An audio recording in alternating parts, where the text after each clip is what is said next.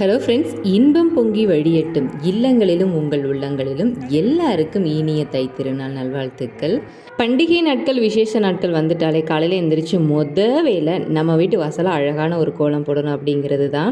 எல்லாரும் கோலம் போடுவாங்க, இருந்தாலும் நம்ம கோலம் இன்னும் பெட்டராக இருக்கணும்னு சொல்லிட்டு கொஞ்சம் சீக்கிரமாகவே எழுந்திரிச்சு எல்லாருமே மெனக்கிடுவாங்க.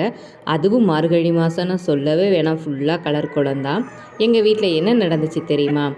கோலம் போட்டுட்டு ஒரு 5 நிமிஷம் கூட ஆகலை, கோலப்படியெல்லாம் ஃபுல்லாக உள்ளே வச்சுட்டு வர்றதுக்குள்ளே மேடம் பிள்ளைங்களெல்லாம் கூட்டிகிட்டு வந்துட்டு அழகாக டான்ஸ் ஆடி என்னோடய கோலத்தை இன்னமுமே அழகாக்கிட்டா.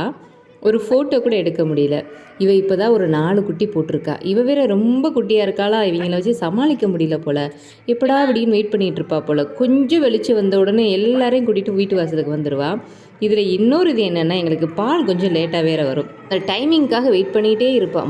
வேலையாக இவங்க எல்லாருக்குமே பாலை காய்ச்சி ஊற்றிட்டு தான் அடுத்து நான் டீயே போடுறது. இவரெல்லாம் பயமே இல்லாமல் வீட்டுக்குள்ளேயே வந்துட்டார். ஹரிபாலா நல்ல வேலை மாடியில் இருக்காங்க.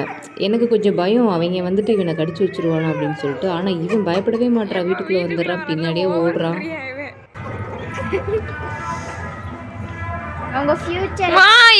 படிக்கல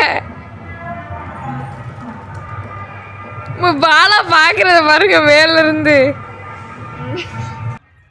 பொங்கலுக்கு முதல் நாள் நல்ல மழை. காலையில் எப்படிடா வாசலில் பொங்கல் வைக்க போகிறோம் அப்படின்னு நினச்சேன். ஆனால் காலையில் நல்லாவே வெறிச்சிருச்சு. ஆனால் ஈரப்பதம் இருந்துச்சு.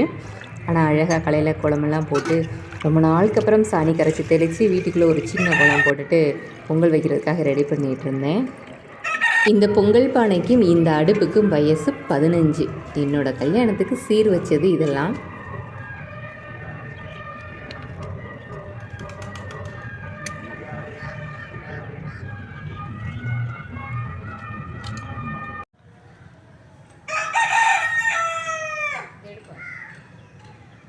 வாரம் எவ்வளவுதான் நம்ம வீட்டை க்ளீன் பண்ணாலும் இந்த பண்டிகை நாட்கள் வந்துட்டாலே க்ளீனிங்க்குன்னு ஒரு நாள் நம்மளுக்கு கண்டிப்பாக தேவைப்படுது. அப்போ தான் எங்கே இல்லாத குப்பை பூரா வீட்டுக்குள்ளே இருக்கும். க்ளீனிங் ஒர்க்கே நாள் சரியாக போச்சா. பூ வாங்கிட்டு வர ரொம்ப லேட் ஆயிடுச்சு. அதுக்கப்புறம் தான் ஒரு குட்டி மாலை காலையில் எழுந்திரிச்சு கட்டிகிட்டு இருந்தேன். ஆப்போசிட் வீட்டில் புறா வளர்க்குறாங்க. அவங்க வீட்டில் புறா இருக்கோ இல்லையோ, எல்லா புறாவுமே எங்கள் வீட்டுக்கு வந்துடும். இந்த கோழிக்கு அரிசி போடுறதுனால அந்த அரிசியெல்லாம் சாப்பிட்றதுக்கு காலையில் பார்க்குறதுக்கே ரொம்ப அழகாக இருக்கும்.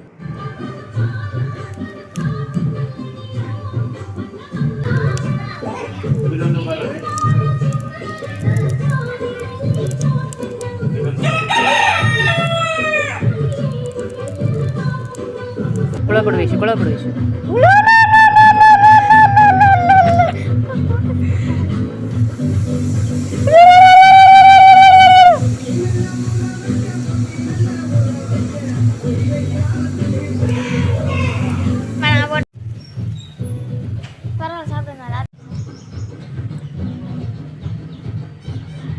தை பிறந்தால் வழி பிறக்கும் அப்படிங்கிற பழமொழிக்கு ஏற்ற மாதிரி இந்த தையிலிருந்து எல்லாருக்குமே எல்லாமே நல்லபடியாக நடக்கணும் அப்படின்னு சொல்லிட்டு நானும் வேண்டிக்கிறேன். சூரிய பகவானுக்கு இந்த வருஷம் விவசாயம் நல்லபடியாக செழிக்கணும் அப்படின்னு சொல்லி, இயற்கை வளங்கள் நல்லபடியாக இருக்கணும் அப்படின்னு வேண்டி நாங்கள் வச்ச பொங்கல் அழகாக பொங்கிடுச்சு.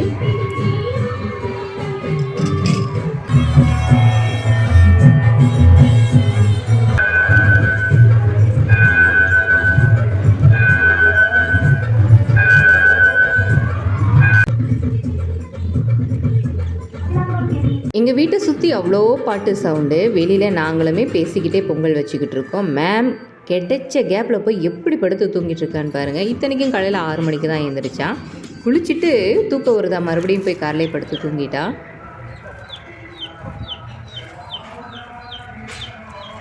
படையல் வெளியிலேயே போட்டு எப்பயுமே தேங்காய் உடைச்சி சாமி கும்பிட்டுருவோம். நான் மாடி வீட்டில் குடியிருக்கும் போதெல்லாம் பார்த்தீங்கன்னா மொட்டை மாடியில் வந்துட்டு மணல் கொட்டி அடுப்பு வச்சு அப்படி தான் பொங்கல் வைப்போம்.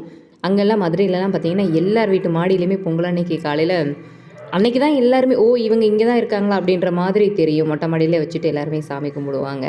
சின்ன வீடாக இருந்தாலும் அடுத்தடுத்து பக்கத்து வீட்டில் ஒரு ஃப்ரெண்ட் சர்க்கிள்குள்ளே இருக்கும்போது ரொம்ப நல்லாவே இருக்கும். என்ன நடக்குது, சாமி எப்படி கும்பிட்றாங்க, இப்போ அவங்க வீட்டு பொங்கல் நம்மளுக்கு கொடுக்குறது, நம்ம போய் கொடுக்குறது, ஒரு விசேஷ நாள் எல்லோரும் சேர்ந்து நின்று கும்பிடுறது, அந்த மாதிரிலாம் அது ரொம்பவே அழகாக இருக்கும். தனியாக நம்மளுக்குன்னு ஒரு வீடு தனியாக வந்ததுக்கப்புறம் அதெல்லாமே ரொம்ப குறைஞ்சிருச்சு.